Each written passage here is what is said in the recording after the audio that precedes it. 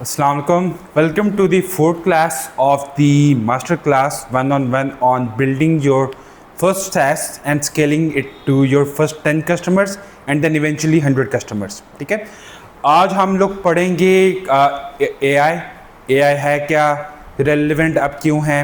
अब AI एक बहुत वास्ट फील्ड है, उसके अंदर हम लोग क्या चीज़ पढ़ेंगे।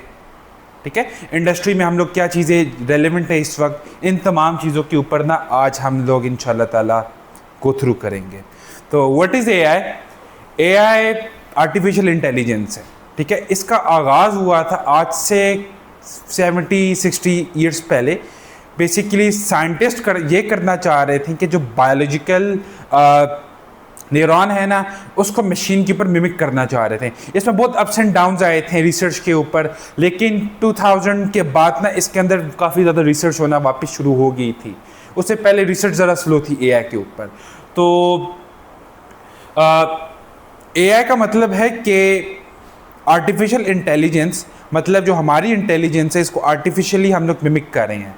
अब इसके अंदर बहुत से कंपोनेंट्स होते हैं। ठीक है, एआई का जो सबसे मेजर पार्ट है वो कहलाता है न्यूरल नेटवर्क। अब न्यूरल नेटवर्क क्या है, काम कैसे करता है, मैं आप लोगों को वो भी पढ़ाऊंगा। ठीक है, इससे पहले हम अगली स्लाइड पे जाते हैं। अच्छा, टाइप्स ऑफ एआई। अब एआई की काफ़ी डिफरेंट किस्म की टाइप्स हैं। अब ये टाइप्स डिपेंड करती हैं उसकी ट्रेनिंग एल्गोरिथम के ऊपर, कैसे उस मॉडल को हम ट्रेन कर रहे हैं उसके ऊपर डिपेंड करती है टाइप, और डाटा के ऊपर टाइप डिपेंड करती है। ठीक है, अब इसकी जो सबसे सिंपल टाइप है ना, जो या सबसे पहली टाइप हम कह सकते हैं, उसको कहते हैं सुपरवाइज्ड लर्निंग। ठीक है, अब सुपरवाइज्ड लर्निंग आसान अल्फाजों में क्या है, आप इसमें एग्जांपल ले सकते हैं कि आपके पास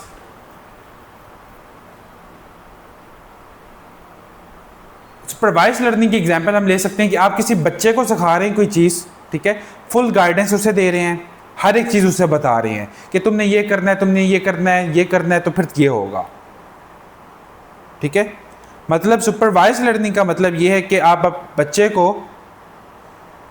सब चीज़ें दे रहे हैं, उसको सब कुछ बता रहे हैं कि तुमने ये करना है, ये करना है और ये करना है, और फिर ये एक्सपेक्टेड आउटपुट आएगी आपकी। ठीक है, इसके ऊपर भी डिटेल में हम लोग जाएंगे।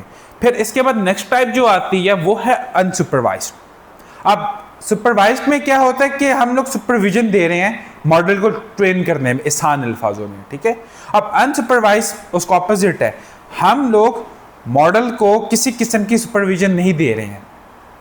ठीक है, मतलब ये कि जो डाटा हम लोग दे रहे हैं, हम लोग उसमें कुछ भी इसको सुपरवाइज नहीं कर रहे, हम कह रहे हैं जाके खुद देखो, खुद इससे सीखो, खुद इससे पैटर्न्स निकालो। ये अनसुपरवाइज्ड लर्निंग है। सही हो गया। अब इसकी जो थर्ड टाइप आती है रीइंफोर्समेंट लर्निंग। अब रीइंफोर्समेंट लर्निंग क्या होता है, आइडिया है? नो। अच्छा, रीइंफोर्समेंट लर्निंग आसान अल्फाजों में हम उस लर्निंग को कहते हैं जिस पे मॉडल ट्रेन कर रहे हैं। ठीक है, लेकिन उसके अगेंस्ट ना हम लोगों ने कोई रिवॉर्ड सिस्टम इम्प्लीमेंट किया हुआ है। सिंपल वर्ड्स में कि आप देख सकते हैं कि बच्चे को हम कहते हैं कि आपने जाके ये नहीं खाना, अगर खाओगे तो हम मारेंगे। ये बेसिकली रीइंफोर्समेंट लर्निंग हो रही है। मतलब ये कि हर एक्शन के ऊपर ना उसको या तो रिवॉर्ड दिया जा रहा है, एक ट्रॉफी दी जा रही है, या पनिशमेंट दी जा रही है। अच्छा, इन चीज़ों के अंदर इस तरह काम नहीं होता क्योंकि सारी मैथमेटिकल होती है, लेकिन आसान अल्फाजों में अगर हम लोगों ने टाइप समझनी है ना तो इसको इस तरह समझ सकते हैं। सुपरवाइज लर्निंग में हम सुपरविजन दे रहे हैं मॉडल को, सब कुछ बता रहे हैं। ठीक है, अनसुपरवाइज में हम कुछ भी नहीं बता रहे हैं। ठीक है, और रीइंफोर्समेंट लर्निंग के ऊपर हम लोग उसे पनिश कर रहे हैं या रिवॉर्ड कर रहे हैं डिपेंडिंग ऑन इट्स एक्शन। ठीक है, ये तीन मेन टाइप्स है एआई की। हम उसे पनिश कैसे करेंगे एआई को? मैं बताता हूँ। अब अगर हम लोग मशीन लर्निंग के मॉडल को ट्रेन करते हुए बोले ना कैसे पनिश करेंगे, उस पर ये चीज़ें मैं आपको बताऊंगा, लेकिन अभी भी मैं आपको बता देता, एक ओवरव्यू दे देता हूँ। उसमें बेसिकली होता है लॉस मैकेनिज्म। ठीक है, हम लोग लॉस कैलकुलेट करते हैं। अब लॉस क्या है? लॉस है कि एक्चुअल जो वैल्यू है ना, जो कि एक्चुअल काम करना चाहिए था एआई को, या एक्चुअल आउटपुट लेके आनी चाहिए थी, उसका डिफरेंस, और जो कि प्रेडिक्ट एआई ने किया है उसका डिफरेंस, उसको हम लॉस कह सकते हैं।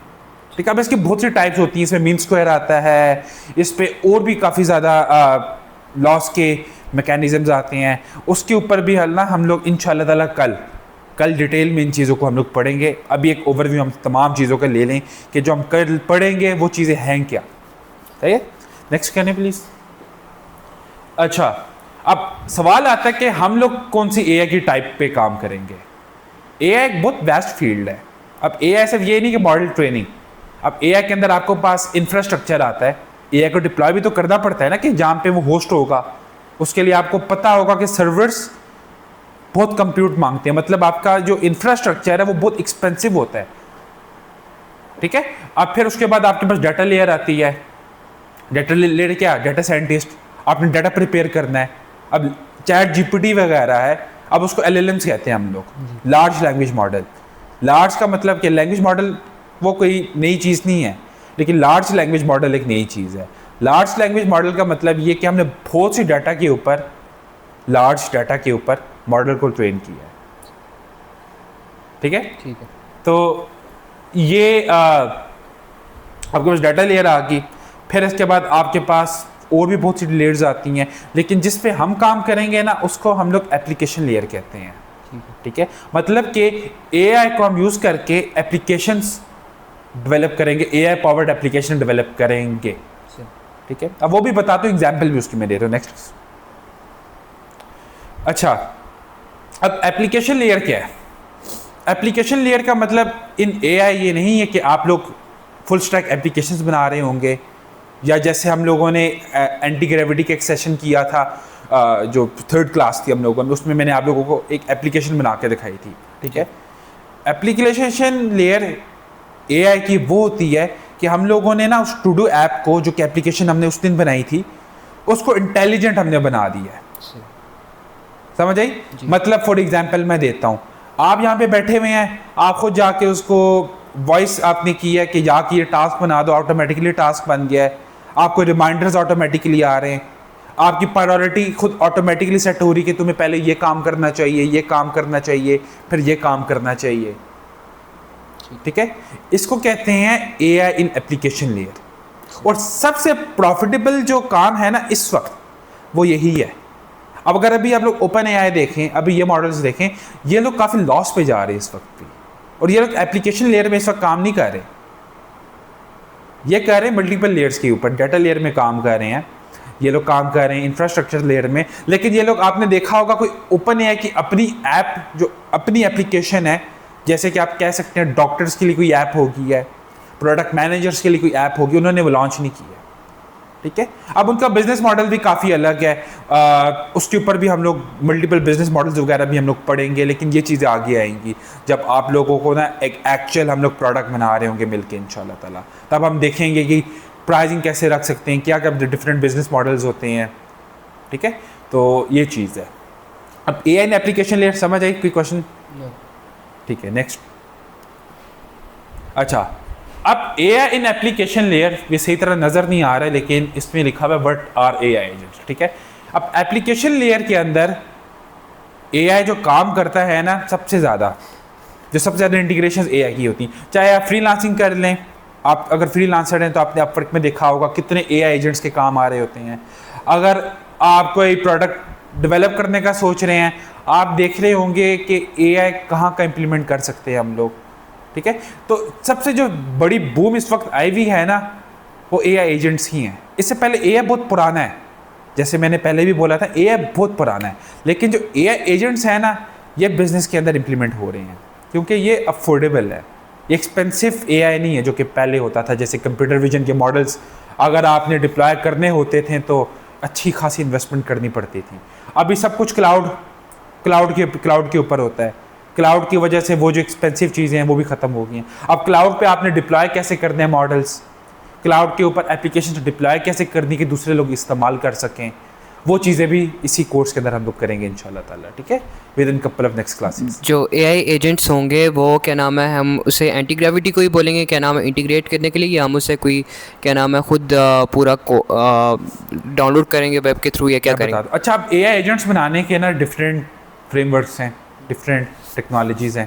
ठीक है, कस्टम कोड से भी आप कर सकते हैं, आपके पास ड्रैग एंड ड्रॉप टूल्स भी आ जाते हैं, जैसे कि एनिटन हो गया, सही है।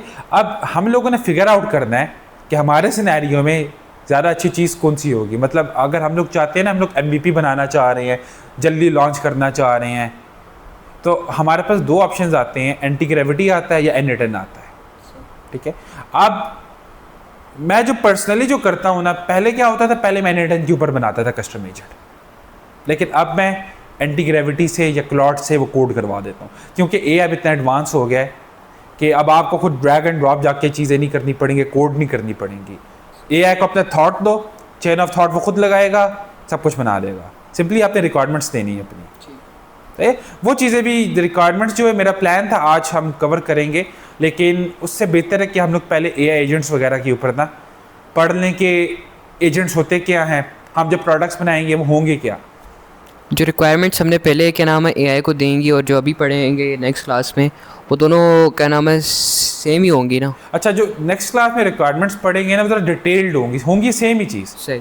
अब उस दिन हमने क्या किया, सिंपल सी इनपुट ली थी, आउटपुट मिल गई थी। अब भी हम लोग जाके ना रिक्वायरमेंट गैदर करेंगे AI के से, ठीक है। फॉर एग्जांपल हम लोग एक कस्टमर सेगमेंट बनाएंगे, ठीक है। कस्टमर सेगमेंट से जाके हम लोग पेन प्रॉब्लम्स निकालेंगे उसकी, और फिर उन पेन प्रॉब्लम्स को जाके सॉल्व करेंगे हम लोग चैट GPT से, रिक्वायरमेंट्स बनवाएंगे और फिर वो एंटी ग्रेविटी को पास करेंगे, समझे जी।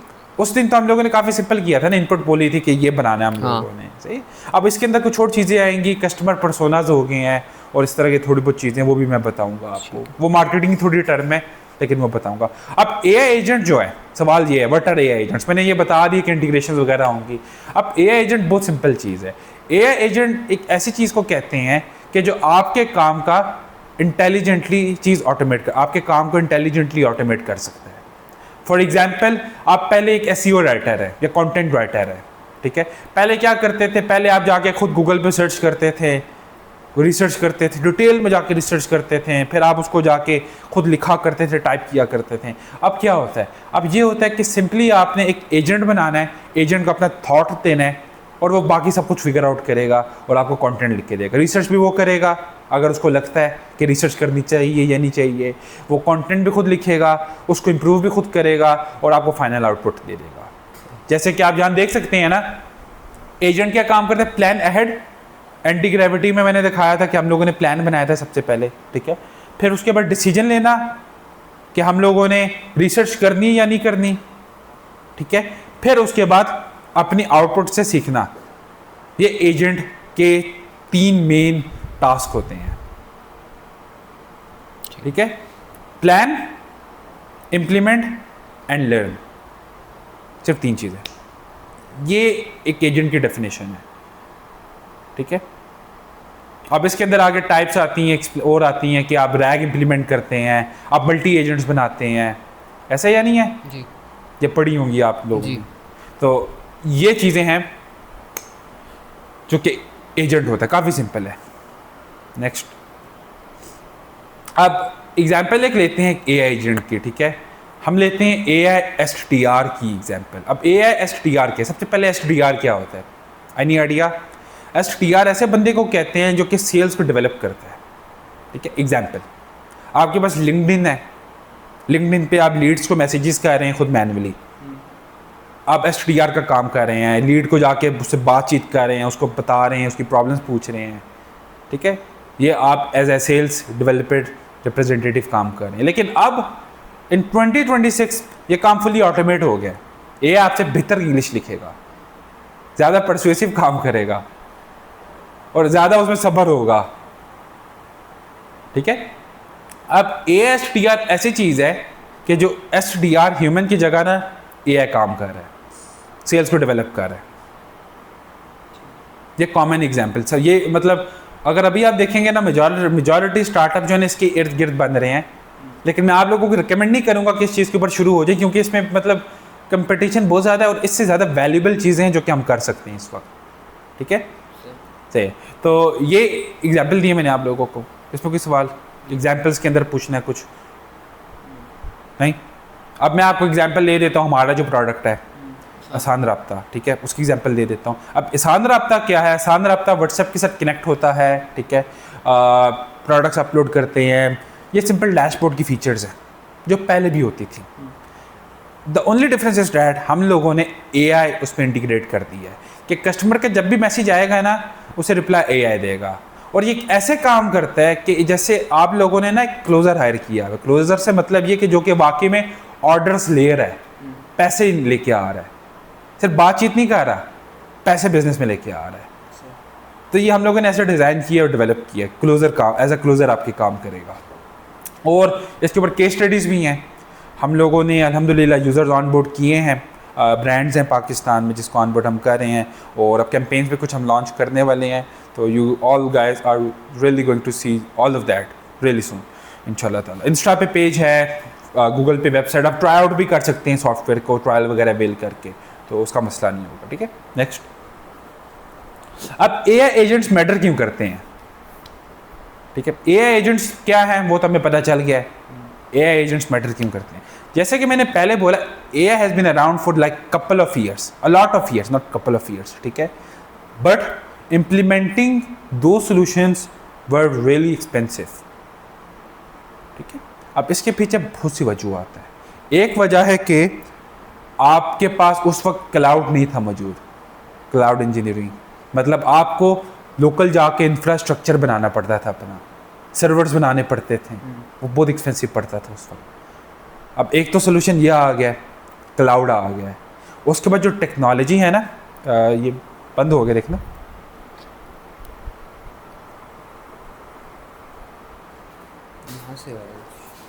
चलो खैर है, ऐसे कर लेता हूँ मैं। अच्छा, क्लाउड पहले था, क्लाउड इंजीनियरिंग यानी कि आपके पास AWS आ गया, बस छोड़ो खैर है, AWS आ गया, आपके पास माइक्रोसॉफ्ट की सर्विसेज आ गई, गूगल क्लाउड आ गया। अब उन चीज़ों की वजह से जो सर्वर, जो कंप्यूट है ना, वो रिलेटिवली काफ़ी अफोर्डेबल हो गई है। पहले 10,000 की 5,000 के सर्वर्स बनाने पड़ते थे, फिर उसके लिए कूलिंग लगानी पड़ती थी, मेंटेनेंस अलहदा थी। अब सिंपली क्लाउड के ऊपर डिप्लॉय कर काम हो गया आपका। ठीक है, और उसके अलावा टेक्नोलॉजी जो है ना बहुत एडवांस हो गई है। उस ज़माने में जो आउटपुट्स होती थी ना AI की, काफ़ी अनप्रिडिक्टेबल होती थी, एल्गोरिथम्स मौजूद नहीं थी, काफ़ी पुरानी टेक्निक्स होती थी। लेकिन अब जो है ना AI, अब ChatGPT आप यूज़ करते हैं, सारे करते हैं ना, आप लोग बता सकते हैं सब जी। उसकी जो क्वालिटी ऑफ आउटपुट है, क्लाउड की आउटपुट है, मतलब कंटेंट राइटर रिप्लेस हुआ या नहीं हुआ? हो गया।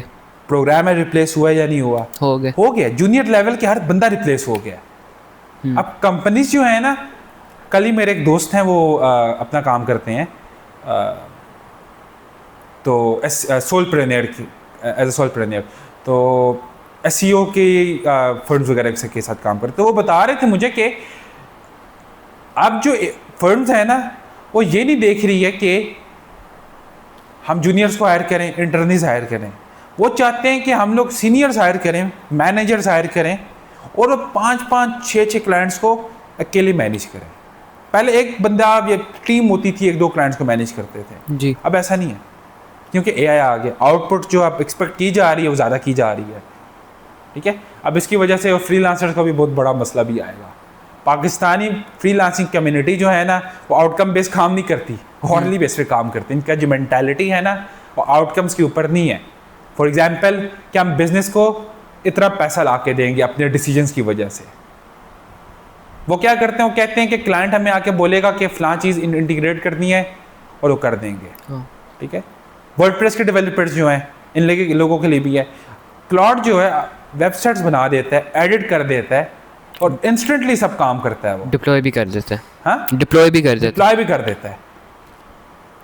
तो मतलब फ्रीलांसिंग का भी, जो लोग फ्रीलांसिंग करने के ख्वाब देख रहे हैं ना, मैं पर्सनली रेकमेंड करूँगा। पहले भी मुझे फ्रीलांसिंग पसंद नहीं थी, लेकिन प्रोडक्ट्स फ्यूचर ये है कि उनके प्रोडक्ट्स जो होते हैं, ये बिजनेस के अंदर आउटकम जनरेट करते हैं।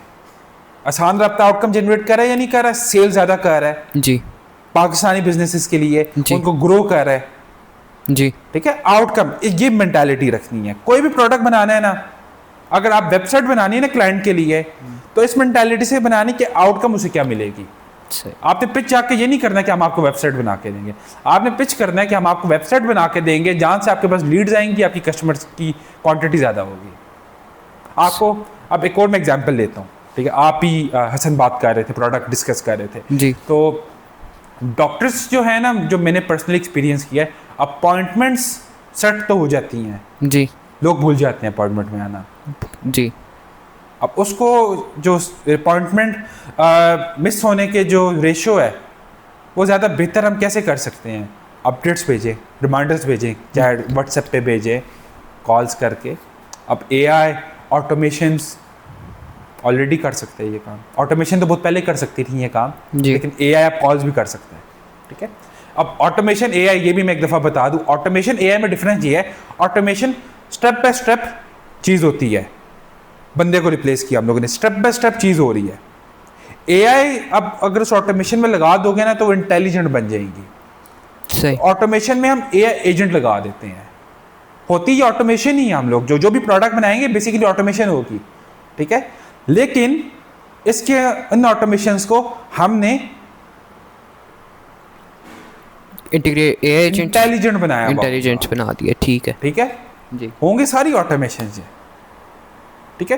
तो अब भी मैटर एआई इस वजह से करता है कि एआई बहुत बड़ी वैल्यूएबल आउटकम्स बिजनेस के लिए जनरेट कर सकता है, सही। और कम पैसों में कर सकता है।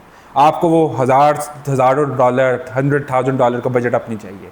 अगर आपकी जेब में $20 भी है ना, आप प्रोडक्ट बना के लॉन्च कर सकते हैं, मतलब 2,000 रुपये या 3,000 रुपये, 5,000 रुपये, ठीक है।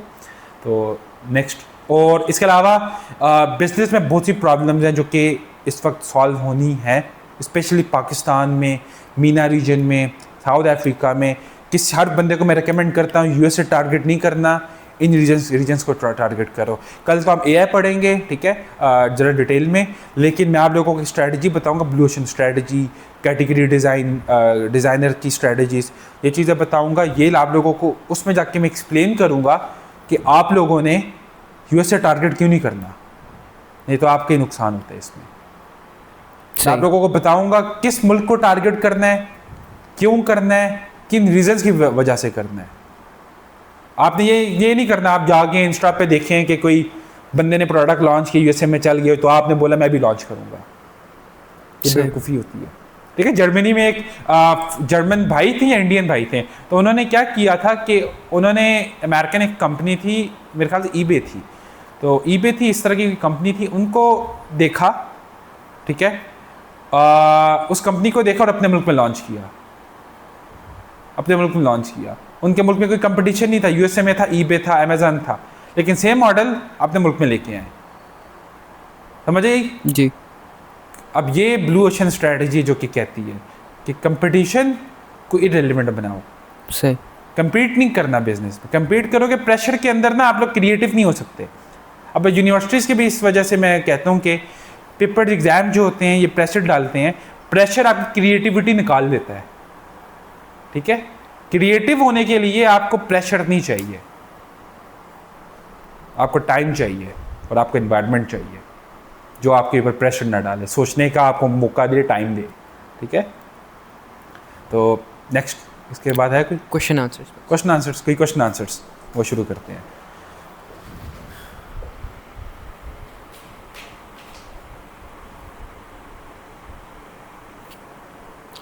हम जो प्रोडक्ट क्या नाम है, हम ऐसा क्या प्रोडक्ट ले क्या नाम है बना सकते हैं कि हमें पता चले कि ये काम कर सकता है या नहीं काम कर सकता है। हमें कैसे पता लगेगा क्या नाम है जो हम प्रोडक्ट लेके आना चाह रहे हैं वो सक्सेसफुल होगा या नहीं होगा? अच्छा सवाल है, इसे कहते हैं प्रोडक्ट मार्केट फिट। अब जो बिजनेसेस हैं ना, मज़े की बात बताता हूँ, मेजॉरिटी स्टार्टअप्स पता क्यों बंद होते हैं, क्यों नहीं चलते हैं? लोग समझते हैं इन्वेस्टमेंट है, पैसे नहीं है, ऐसा नहीं है। लोग समझते हैं कि फाउंडर्स में लड़ाई होगी, टीम अच्छी नहीं बनी, बल्कि मेजॉरिटी स्टार्टअप इस वजह से बंद होते हैं क्योंकि उनका प्रोडक्ट मार्केट फिट ही नहीं था, ठीक है। अब इस प्रॉब्लम को सॉल्व करने के लिए ना हम लोग अपनी प्रॉब्लम का स्ट्रेस टेस्ट करते हैं मार्केट में, MVP बना के, मिनिमम वायबल प्रोडक्ट, ठीक है। अब उसमें मल्टीपल टाइप्स आती हैं, अब लैंडिंग पेज बना लो, अब वन फीचर MVP बना लो। अब वो चीज़ें मैं आपको बताऊंगा, ये सारी टाइप्स जो होती है MVPs की, वो फिर अब आप लोगों ने फैसला लेना है इंडस्ट्री के लिहाज से कि क्या चीज़ बनानी है। पाकिस्तान में लैंडिंग पेज MVPs नहीं चलते, ठीक है, पाकिस्तान में नहीं चलते जी। लैंडिंग पेज MVP का क्या होता है कि लोग आएंगे, विश लिस्ट करेंगे, साइन अप करेंगे, न्यूज़लेटर पे साइन अप करेंगे, पाकिस्तान में नहीं चलता।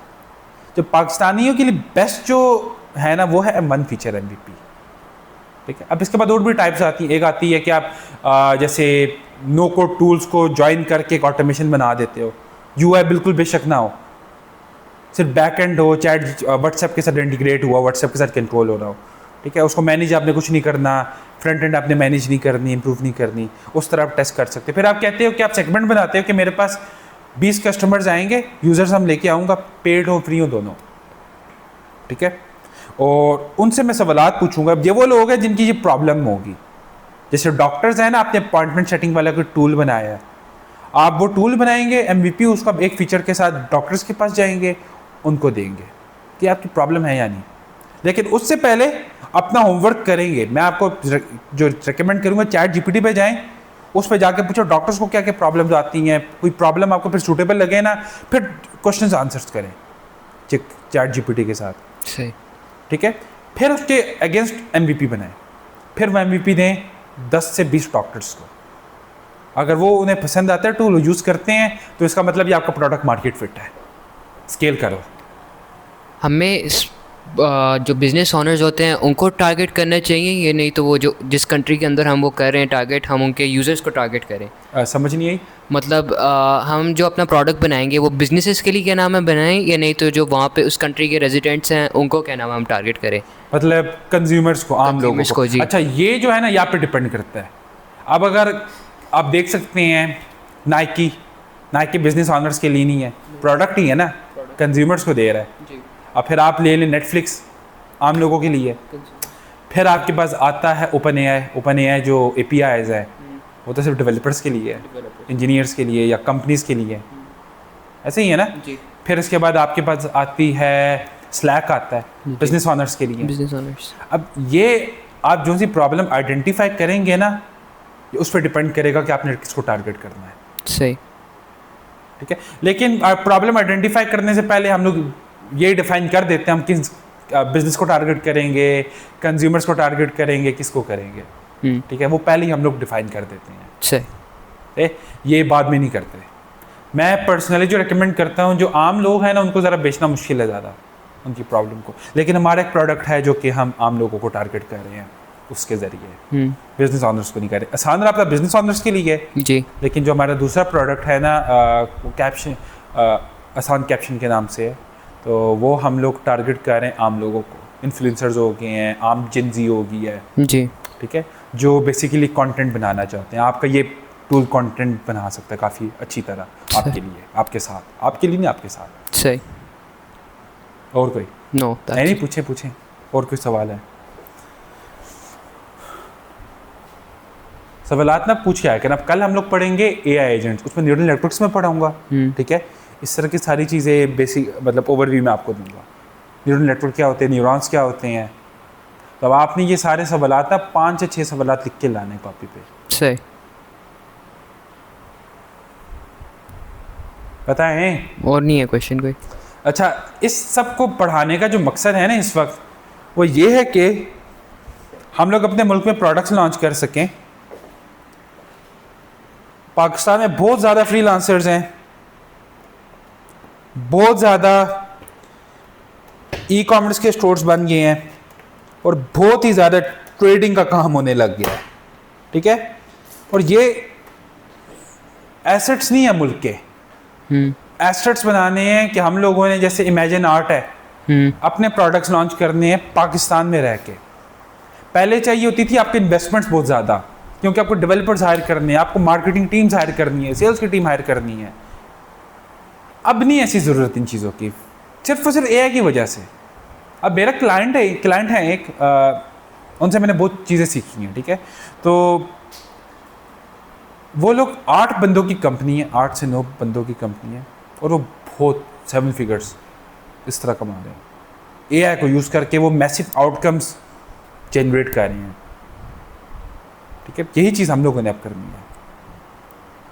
जब पहले पॉसिबिलिटीज़ नहीं थी, AI की वजह से वो पॉसिबिलिटीज़ बन गई। लेकिन जैसे मैंने पहले लेक्चर में बताया था, एंटरप्रेन्योरशिप मुश्किल है, लेकिन इसके ज़रिए आप ये देख सकते हो कि आप में सब्र कितना है, अल्लाह पर ईमान कितना है, और अगर आप पर्सनल डेवलपमेंट करना चाह रहे हो ना, तो this is the way forward.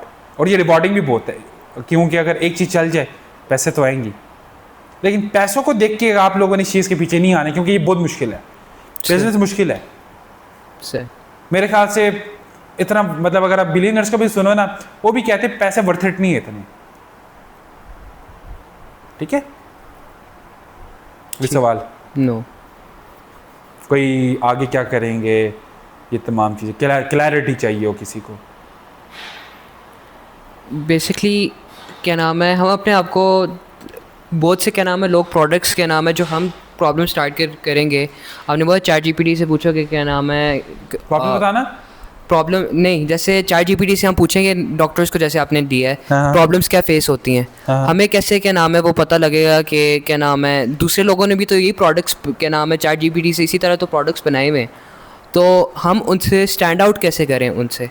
अच्छा, वो चीज़ें भी हम लोग देखेंगे, ये जो ब्लू ओशन स्ट्रेटजी वगैरह है ना, उसके अंदर वो हम करेंगे। देखो, कंपटीशन इस वक्त कोई भी नहीं है। अगर हम लोग कहते हैं ना, एक प्रोडक्ट देख लेते हैं अपने, जैसे कंपटीटर आ गया जी, ये मार्केट बहुत बड़ी है, बहुत बड़ी मार्केट है। आप अपना चंक ले सकते हैं, 1% 2% भी ले लेना, आपका प्रोडक्ट सक्सेसफुल हो गया। सही। ठीक है, और प्रोडक्ट्स देखो, स्पेशली अगर पाकिस्तानी मार्केट को या इन थर्ड वर्ल्ड या ये जो मीना रीजन, पाकिस्तानी मार्केट, सऊदी अरब, साउथ अफ्रीका, इन लोगों को मैं टारगेट करने का आप लोगों को इस वजह से कह रहे हैं क्योंकि यहाँ कंपटीशन नहीं है। सही। अब मैं आप लोगों को बताऊंगा कि एक टर्म में अपनी कैटेगरी बनाना या अपना ओशन बनाना, इसका मतलब ये कि आप जीरो से एक इंडस्ट्री को एक्सपैंड कर रहे हो जी। अब जैसे कि स्थान रफ्ता है, कंपटीशन लो है ना, हम क्या कर रहे हैं, एक इंडस्ट्री को एक्सपैंड कर रहे हैं, एक और नई अपॉर्चुनिटी लेके आ रहे हैं, AI इंटीग्रेट कर रहे हैं। ठीक है, पहले क्या होता था, पहले एक बंदा के काम करता था, मैनुअली SDR काम करता था। हम लोगों ने क्या कि हमने उसकी वीकनेसेस ली हैं, उसकी वीकनेसेस को पकड़ के AI के जरिए हमने सिस्टम बना दिया, काम वही करेगा, लेकिन उसकी वीकनेसेस थी ना कि वो मैसेज मिस कर देता था, मल्टीपल लोगों को मैनेज नहीं कर पाता था, उस तरह की चीज़ें हम लोगों ने AI की वजह से रिजॉल्व कर दी है। ठीक है। ठीक है, सही। और कोई सवाल? नो। हाँ, अगेन कंपटीशन नहीं है। जो लोग सर पकड़ लेते हैं ना, मैं भी पकड़ लेता हूँ कभी कभी, देखता हूँ ना प्रोडक्ट्स आ जाते हैं, मैं पकड़ता हूँ सर यार ये तो आ गए हैं, लेकिन इंडस्ट्री बहुत बड़ी, मार्केट बहुत बड़ी है। ठीक है, बहुत बड़ी मार्केट है। तो अब कल हम लोग पढ़ेंगे AI को ज़रा डिटेल में जाके। ठीक है, एजेंट्स, न्यूरल नेटवर्क्स और ये चीज़ों को पढ़ाने का ये मकसद है कि आप लोगों को बिहाइंड द सीन्स टेक्नोलॉजी का आइडिया हो जाए। And marketing strategy. Sorry, and marketing strategies. नहीं, सिर्फ neural networks, neurons, machine learning. अच्छा, सही। जैसे अभी मैंने आपको सुपरवाइज अनसुपरवाइज की ओवरव्यू दिया है ना, जी, आसान अल्फाजों में, बच्चों वाली, इंसानों वाली एग्जांपल देके, जी, कल हम जरा मैथमेटिकल जाके जो एक्चुअल जो होती है उसका ओवरव्यू लेंगे। सही, ताकि टेक्नोलॉजी का ओवरव्यू हो जाए सबको। फिर इसका मकसद ये है कि आप लोग आइडेंटिफाई कर सकते हैं अपना पाथ। अब लोग कहते हैं हमारा शौक है AI, हमारा शौक है प्रोग्रामिंग, कभी ज़िंदगी में उन्होंने नहीं काम किया है, प्रोग्रामिंग कभी नहीं किया है, AI पे कभी काम नहीं किया, उनका शौक नहीं है, वो क्यूरियोसिटी है, डिफरेंस होता है दोनों में। सही, ठीक है, हफ्ते बाद वो देखते हैं कि उनका प्रोग्रामिंग शौक ही नहीं है, छोड़ देते हैं। ठीक है, तो इसका मकसद यही है कि आप लोगों को पहले आइडेंटिफाई कर लें कि आपकी क्यूरियोसिटी जो थी AI, सॉफ्टवेयर डेवलपमेंट, बिजनेस, ये आपका शौक है या नहीं है। शौक है तो आप लोग बहुत सक्सेसफुल होंगे, शौक नहीं है तो अपने कोई और शौक को देखें, कोई और पैशन देखें जो आप लोगों के, या अब तक पैशन चेंज करें।